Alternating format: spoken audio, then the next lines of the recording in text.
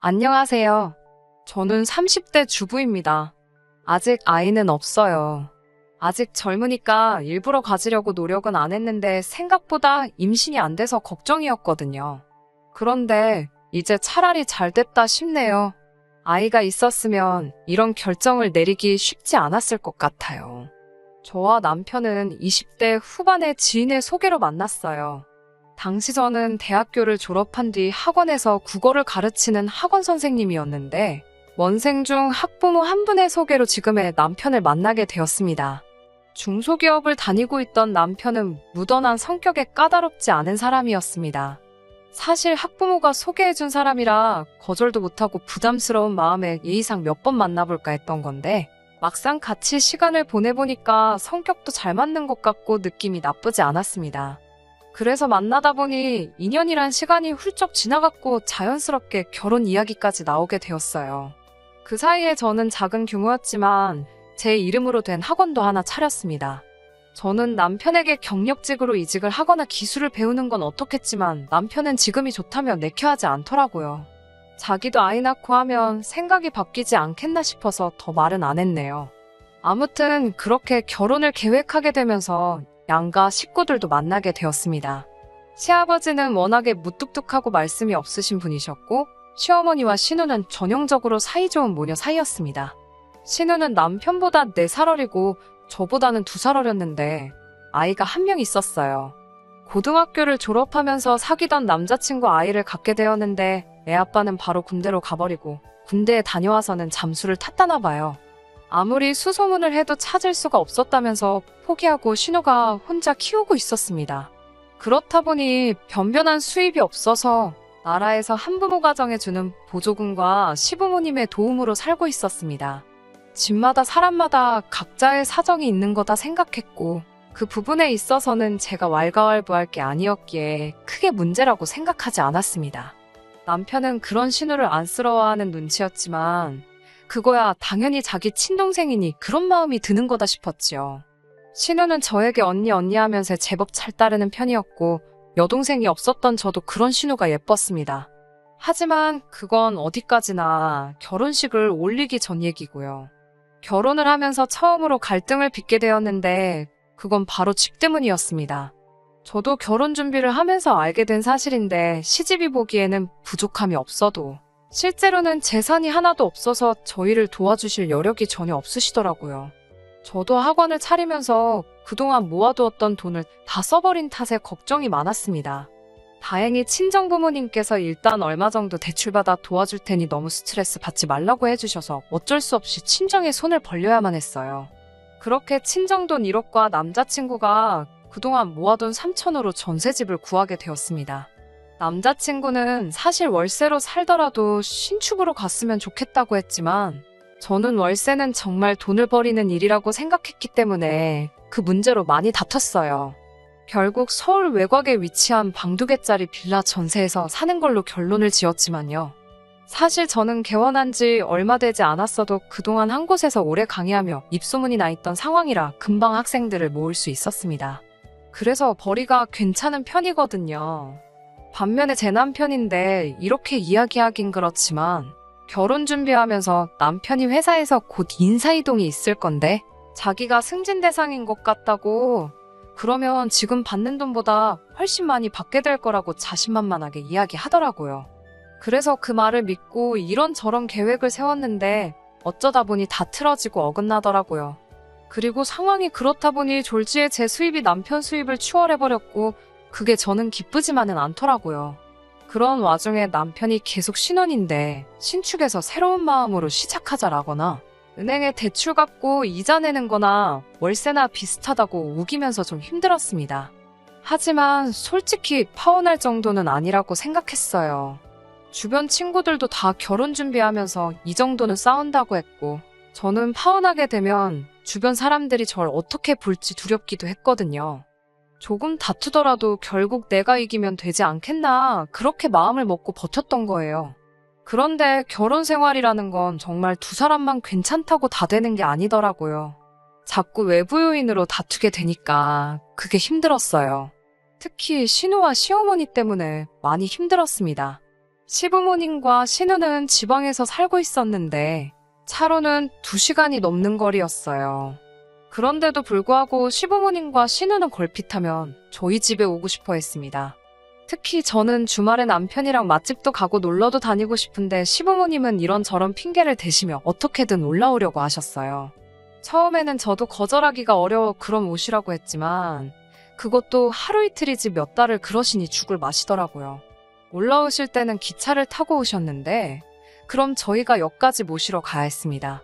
그리고 집에 가실 때는 태워다 달라고 하시는데 아무리 자식이라지만 제가 정신없이 바쁜 시험 기간에도 그러실 때는 정말 야속하더라고요. 시부모님이 저희 집에 오셔서 특별히 다른 일을 하시는 건 아니고 두 분이서 놀러도 가시고 그러셨기 때문에 그나마 참고 참았네요. 더 문제는 신우였습니다.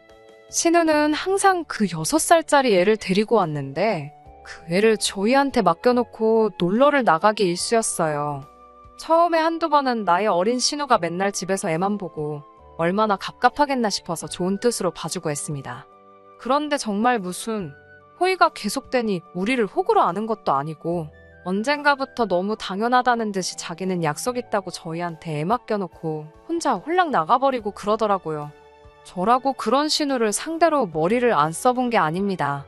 한 번은 신우가 저희 집에 오전 11시쯤 왔는데 바로 친구랑 점심 먹고 무슨 유명한 카페에 가보기로 했다며 정말 조카만 소파에 앉혀놓고 다시 신발을 신더라고요.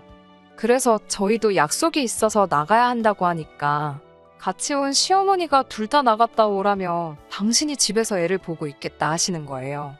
그런데 저희 집에는 제가 처녀 때부터 기르던 강아지가 한 마리 있거든요. 그리고 시어머니는 그 강아지를 너무너무 싫어하세요. 걸핏하면 갖다 버리라 하시고 저희 안 볼 때 몰래 현관문 열어놓으실 거라 그러고 그러다 보니까 시어머니가 그러지 않으실 걸 알면서도 차마 저 없는데 시어머니랑 조카만 있게 할 수가 없더라고요. 결국 그날 신우는 친구 만나러 가고 저는 결국 시부모님 모시고 조카 데리고 다 같이 시간을 보내야만 했습니다. 신혼인데 계속 이런 일이 반복되니 남편과 제 사이도 좋을 리가 없었고요. 사실 남편이 나서서 교통정리 좀 해주면 좋겠는데 자기가 나서면 일이 커진다면서 조만간 자기들이 지겨워서 나가 떨어질 테니 좀만 참고 버티자고 그러더라고요. 저도 솔직히 괜히 유세 떠는 것처럼 보일까봐 조심스럽기도 했고 날 추워지고 하면 그나마 덜 오시지 않겠나 싶기도 해서 참고 참았습니다. 그러다 결국 이 사단이 나버렸나 싶습니다. 진작에 신우를 못 오게 했으면 제 가정도 멀쩡했을까 싶은 생각도 들어요. 신우가 언젠가부터 아침 일찍 나가서 밤늦게 들어오거나 심지어 이튿날이 돼서 들어오기 시작했습니다. 학원이 단과 학원이다 보니 제가 주말에는 일이 없으니 저랑 남편이 번번이 집에서 조카를 봐야 했고 기약 없이 들어오지 않는 신우를 기다려야 하는 상황이 생기더라고요. 연락을 해도 지금은 전화를 받을 수 없습니다 같은 메시지만 달랑 오고 저로서는 걱정도 되고 화도 나고 갑갑하더라고요. 그래서 몇 번이고 남편한테 신우한테 연락 좀 하라고 그리고 이럴 거면 제발 못 오게 하라고 화를 냈어요. 남편은 그러면 또 알겠다고 대답은 잘하는데 실제로 달라진 건 없었습니다. 그리고 결국 신우가 며칠이 지나도록 안 들어오는 일이 발생했어요. 시부모님은 주말이 끝나기가 무섭게 당신들 집으로 돌아가신다 하시기에 일단 손녀딸도 데리고 가시라 하니 노인네 둘이서 애를 어떻게 보냐면서 신우 들어올 테니 저희더러 데리고 있으라고 하셨습니다. 제가 저나 남편이나 다 출근해야 하는데 어떻게 애를 데리고 있냐고 하자 시어머니는 그거야 젊은 사람들이 알아서 해야 하지 않겠냐고 그러시는 거예요. 제가 신우 걱정도 안 되시냐고 신우는 연락도 안 되고 어쩌면 좋냐고 하니 다 큰애가 뭐가 걱정이냐 하시는데 뭔가 쎄한 느낌이 들었어요. 왠지 나 빼고 온 가족이 다 걱정이 없는 느낌이랄까요. 결국 얼떨결에 조카를 봐주게 되었는데 애랑 강아지만 집에 두고 도저히 출근을 할 수가 없었습니다. 남편은 6살이면 다 큰 거라고 그냥 두고 가라는데 그러다 무슨 일이라도 생기면 그 원망을 내가 어떻게 다 감당하나 싶어서 어쩔 수 없이 학원에 데리고 갔습니다. 그래도 다행히 제가 혼자 하는 학원이고 학생들도 어린 조카를 귀여워해 주었지만 언제까지 이럴 수도 없는 노릇이었어요. 학부모들이 그 사실을 알고 혹시 수업에 지장이라도 있을 거라 생각하면 학원 평판에도 문제가 생길 테니까요. 결국 신우가 돌아오지 않은 지도 사흘 정도 지났을 무렵 제가 남편한테 신우가 어딨는지 정말 모르냐고 하니까 자긴 모른다고 딱 잡아떼길래 그럼 경찰에 실종신고부터 하자고 하니까 경찰서에 가봤자 한두 살 먹은 애도 아니고 그냥 가출신고로 접수나 될 거라면서 저보고 제발 일 복잡하게 만들지 말고 좀만 기다리라고 그러더군요. 알아보니까 저 혼자서는 자격미달로 신고도 할 수 없었고요. 그나마 다행인 건 학원 방학이 다가오고 있었기에 저는 혼자서 신우를 찾아내기로 마음을 먹었습니다. 다가오는 추석에 시부모님 선물이라도 하나 해드릴까 하여 모으던 돈이 있었거든요. 그런데 신우가 이 지경을 만들어놨는데도 손 놓고 계시는 게 너무 야속하고 미워서 저는 그 돈을 신우 찾는데 쓰기로 했습니다. 그리고는 심부름센터에 가서 신우를 찾아달라고 했어요. 그리고 정말 걱정한 게 우스울 만큼 하루도 걸리지 않아서 신우를 찾아내더라고요. 신우는 저희 집에서도 멀지 않은 곳에서 머무르고 있었습니다. 찾아준 사람들 말에 의하면 남자랑 같이 있는 것 같다는데 황당하고 괘씸하더라고요. 아무리 남자가 좋아도 그렇지 어떻게 엄마란 사람이 애를 다른 사람 손에 맡기고 그러고 다닐 수가 있지 싶은 거예요. 저는 남편에게 당장 이 소식을 알려야만 했습니다. 그런데 정작 남편은 제 이야기를 듣고도 그다지 크게 놀라는 기색이 없었어요. 설마 알고 있었어? 라고 물으니 뭐 동생 일이니까 오빠가 그 정도는 알고 있었지라면서 말끝을 흐리는 거예요. 그래서 제가 어이가 없어서 어떻게 그런데 나한테는 한마디 말도 안 할 수가 있어? 라고 물었습니다. 그러자 말했으면 당신이 가만히 있었겠냐고 오히려 되묻더라고요. 그래도 이렇게 막무가내로 나한테 애까지 맡겨놓고 그러는 건 아니지 않냐니까. 너가 출근하는 것도 아니잖아. 이러는 거예요. 그래서 뭐라고? 나도 일하거든. 나는 출근 정도가 아니고 내 사업장 대표라고. 소리를 치니까 남편이 그거 뭐 혼자 애들 좀 가르치는 걸로 너무 어깨 힘주는 거 아니야? 라면서 갑자기 사람을 이상한 쪽으로 몰아가더라고요. 저는 신우를 가지고 남편이랑 말 섞어서 좋을 게 없겠다 싶어서 시부모님께 전화를 드렸습니다.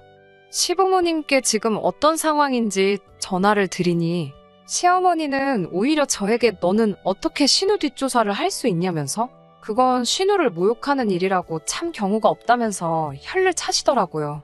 그 말 수 없던 시아버지도 사람마다 각자 사정이 있는 건데 윗사람으로서 좀 기다려줬으면 좋겠지 않겠냐고 되물으시고요. 저는 어이가 없어서 다들 신우가 어떤 남자랑 있느라 며칠째 집에도 안 오고 있는데 그런 건 아무 신경도 안 쓰이시냐고 물었습니다. 시어머니는 저더러 별걸 다 참견한다면서 다 알고 있었으니까 가만히 있었지 라며 소리를 빽 지르시더군요. 저는 순간 내가 지금 뭘 들은 거지 싶었습니다. 그러니까 나만 빼고 다들 신우가 어디서 뭐하고 다니는지 알고 있었으면서 나한테 애까지 맡겨놓고 모르는 척 했다는 건가? 정말 사람을 바보 취급해도 정도가 있지라는 생각이 들자 정말 속된 말로 머리가 돌아버릴 것 같더군요. 저는 제가 행여나 죄 없는 어린애한테 화풀이하게 될까봐 걱정이 돼서 시어머니한테 이제 더는 못 봐주겠으니까 당장 애 데리고 가라고 했습니다. 그러자 시어머니는 그럼 어디 저기 보육원 같은 데다 일단 맡겨놔라. 지 엄마가 돈 벌어서 찾으러 가게 그러더군요. 그 말 듣고 솔직히 이혼을 결심한 거나 마찬가지입니다. 어떻게 할머니란 사람 입에서 저런 소리가 나올 수 있나요?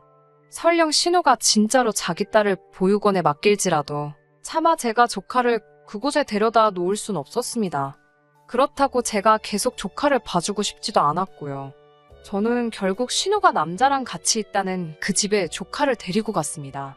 그 집 앞에서 잠복하다시피 몇 시간을 차 안에 있었습니다. 그나마 얌전한 조카도 차 안에만 있는 게 지겨웠는지 고모, 엄마 언제 와? 이러면서 저한테 칭얼대더라고요. 그런데 오늘은 글렀나 싶어서 집에 가려는 그때였습니다. 옷을 무슨 새내기 대학생 마냥 차려입은 신우가 어떤 남자 팔에 팔짱을 꼭 끼고 골목을 돌아서 나오더라고요.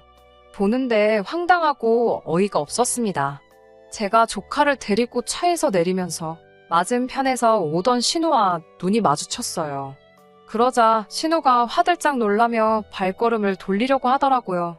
제가 신우 이름을 불렀지만 신우가 못 들은 척을 하더라고요.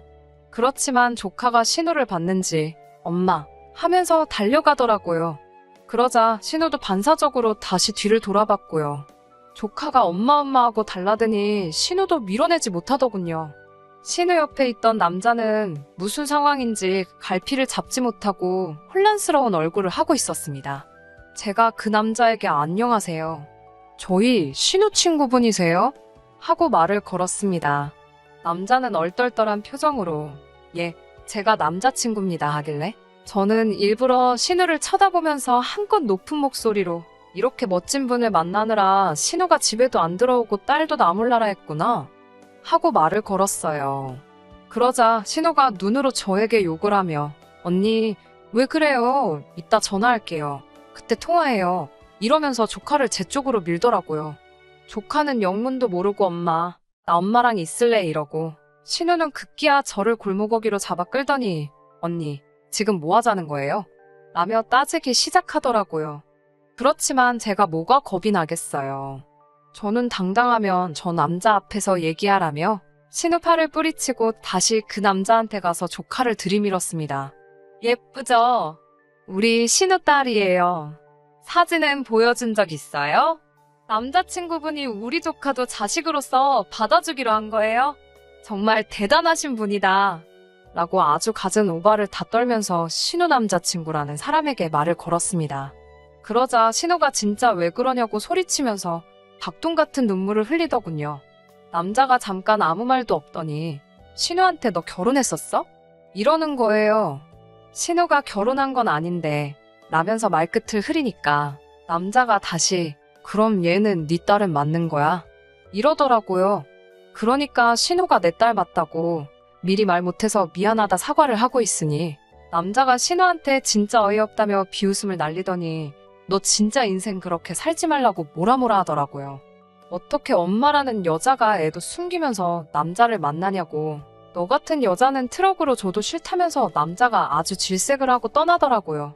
신우는 당장이라도 제 뺨을 칠 기세로 씩씩거리면서 내가 널 가만둘 것 같냐고 하길래 너야말로 내가 널 이쯤에서 가만둘 것 같냐고 받아쳤습니다.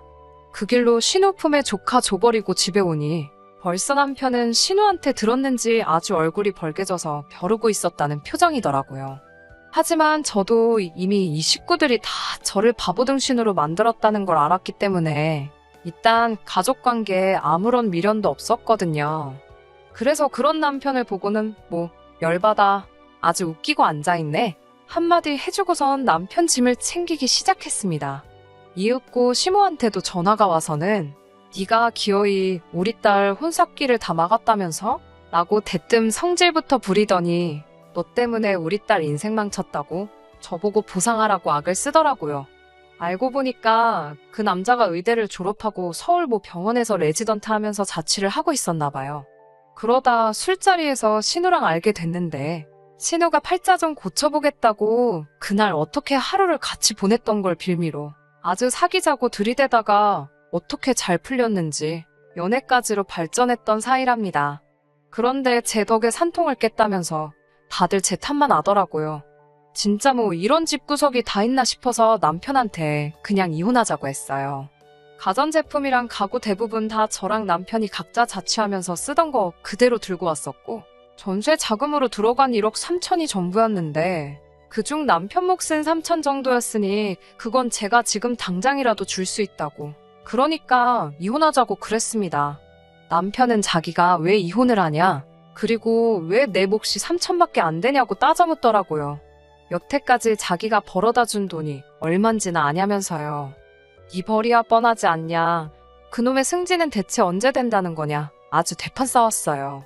이 집에 들어간 돈 3천이 전부고 네가 번 돈 가지고 생활비도 겨우 한다고요. 결국 그 문제로 며칠을 서로 씨름을 하다 제가 변호사를 선임해버렸습니다.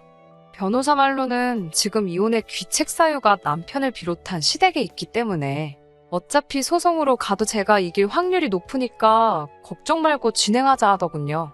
지금은 그래서 소송 중입니다만 별 걱정도 안 되고 솔직히 홀가분하기까지 합니다.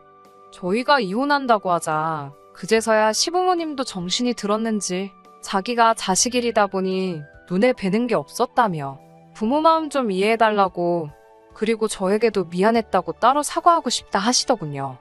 하지만 한 번 속지 두 번 속을 수 있나요? 저는 괜찮다고, 그냥 이대로 다시는 서로 안 마주치면 좋겠다고 선을 그었습니다. 그 이후에 제 귀에 들려온 발언은 신우는 그 남자한테 차인 건 물론이고 남자가 어디 인터넷 유명한 곳의 사연으로 제보까지 해가지고 정말 동네 망신을 당한 것 같더라고요. 솔직히 저는 지금이라도 신우가 마음 고쳐먹고 성실히 애 키우면 살면 좋겠습니다. 그럼 누가 아나요? 정말 그런 신우를 품어줄 좋은 남자가 나타날 수도 있잖아요.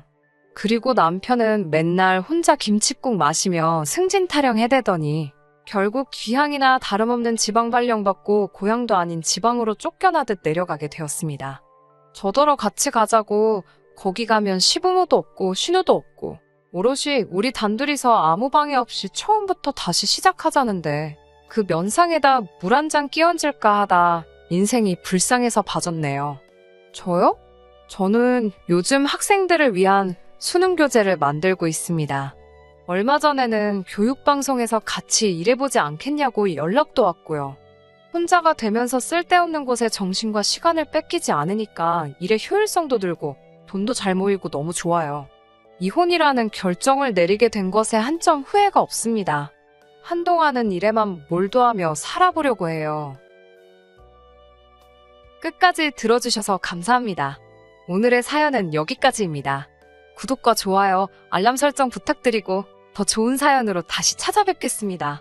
감사합니다.